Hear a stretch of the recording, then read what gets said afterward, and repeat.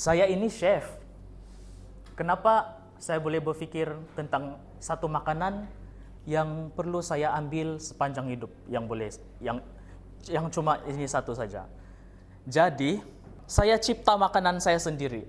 Saya mau makan, nama makanan tersebut yang saya cipta, menu itu ialah hidangan Bob's. Alamak, 2 menit sudah. Oke.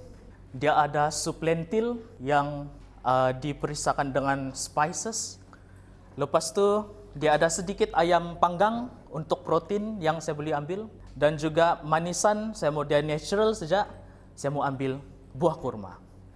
Jadi, di dalam hidangan ini kan, hidangan Bob's ini, yang akan bawa saya sepanjang hayat, dia ada roti untuk karbohidrat saya. Dia ada sup lentil untuk fiber dan juga tenaga saya, dan juga dia ada protein daripada ayam panggang serta kurma manisan sebagai manisan.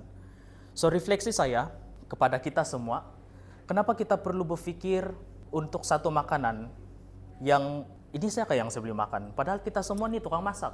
Dan satu falsafah yang mengatakan tukang masak tidak akan pernah lapar. So di sekeliling dia sentiasa ada makanan kalau kita pandai masak.